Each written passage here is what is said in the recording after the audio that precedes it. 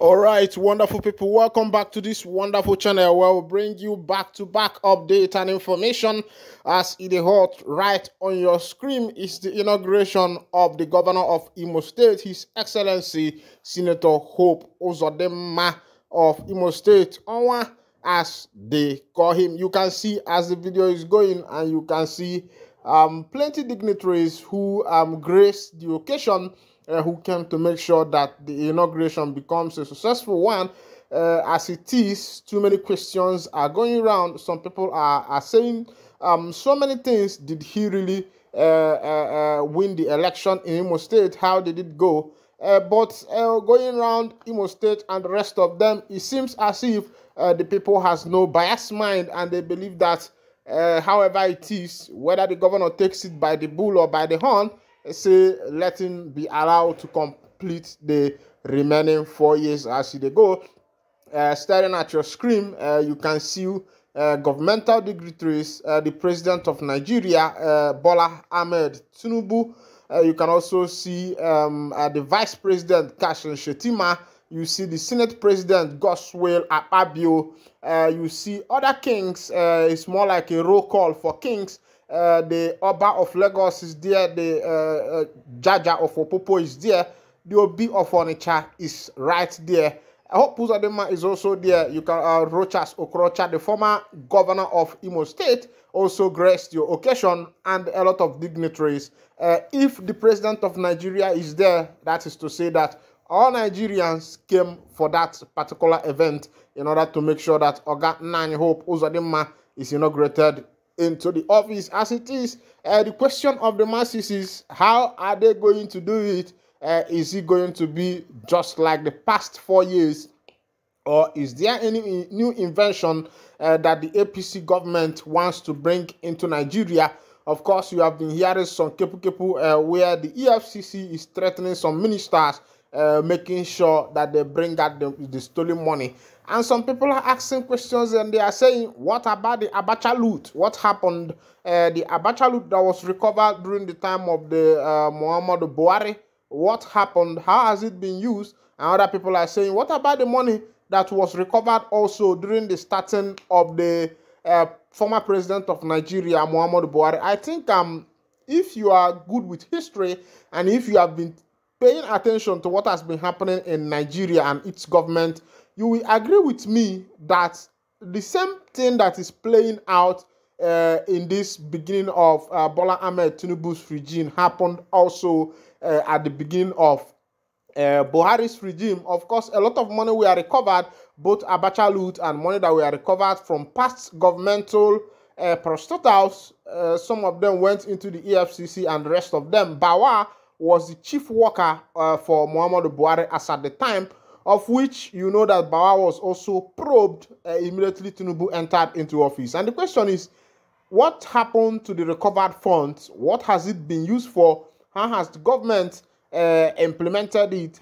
Has there been any accountability with regards to that fund? Meanwhile, let me hide the volume of what is happening at Hope Uzodimma's inauguration in Imo State, so that it will not be Mama the Tell son. Include the Oni of Ife, Adeye Ogunsi, Obi of Onitsha, Nnemeka Achebe, King Jaja of Opobo, Dandeson Douglas Jaja, and governors from across the country.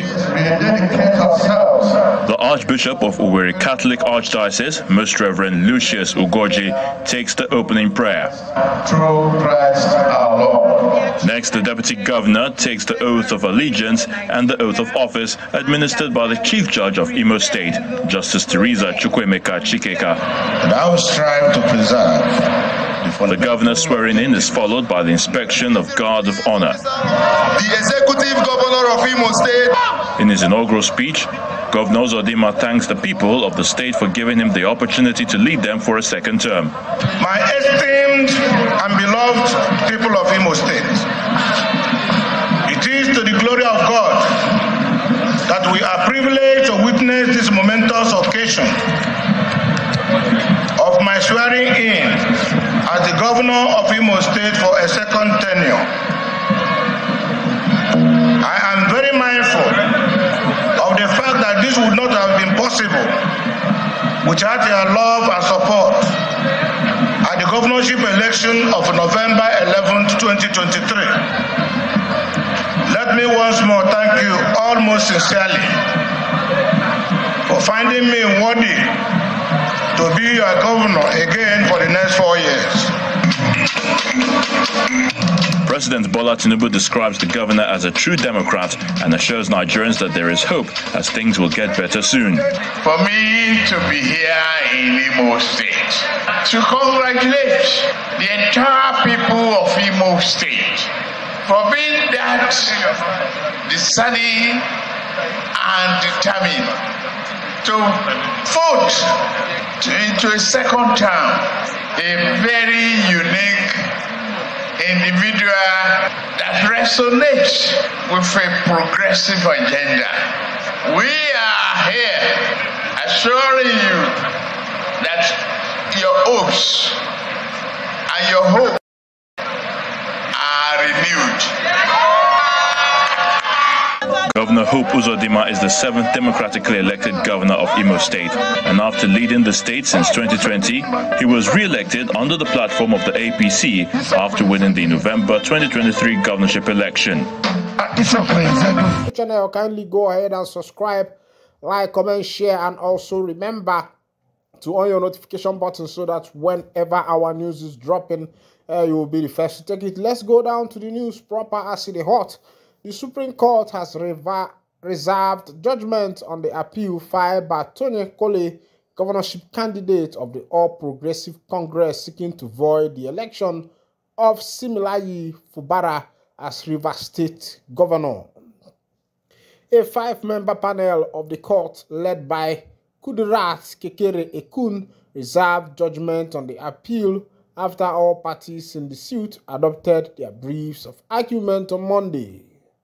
The court also dismissed an appeal by Innocent Kerry, candidate of the Allied People's Movement APM, after his lawyer applied to withdraw it. Fubara of the People's Democratic Party PDP was declared winner of the governorship election after he scored 302,614 votes to defeat his closest challenger, Kole, who polled 95,274 votes. Displeased with the outcome of the election, Kole approached the tribunal to nullify Fubara's victory and declare him winner. Kole contended that the election was marred by irregularities, non-compliance with the Electoral Act, and that Fubara did not resign from office as Rivers State Accountant General before the election as required by the Constitution. In October, the tribunal dismissed Kole's petition, saying the party that sponsored him had withdrawn its suit. The Court of Appeal also affirmed Fubara's election in November.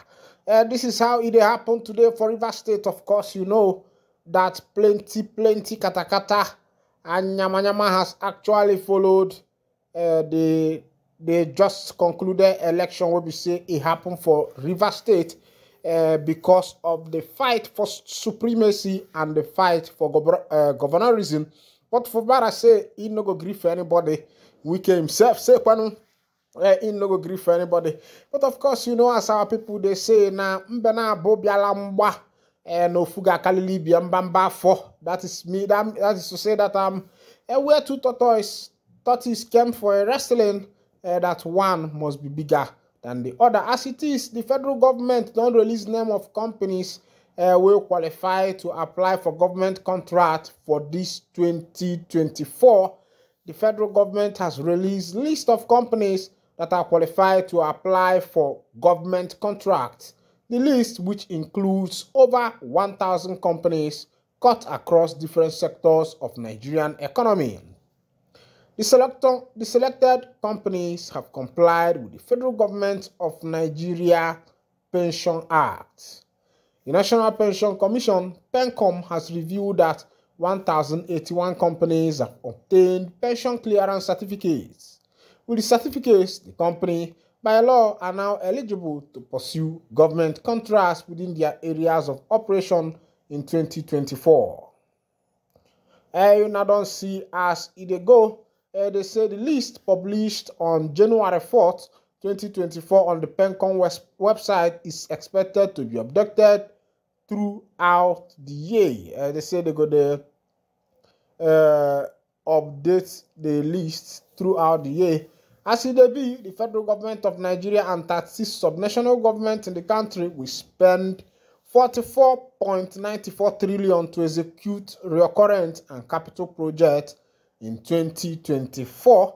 And now the requirements to get federal government contract as they follow me as you go to hear them.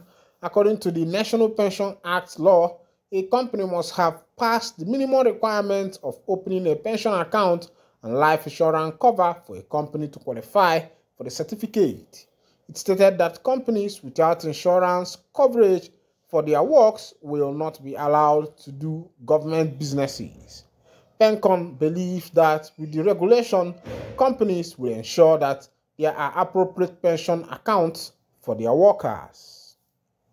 The list of companies approved, make I no go to read you for that one, but if you want to hear them, you go still hear them as it be, because let me be your one and only Yoko Puss, and my work here is to make sure that information gets across your table.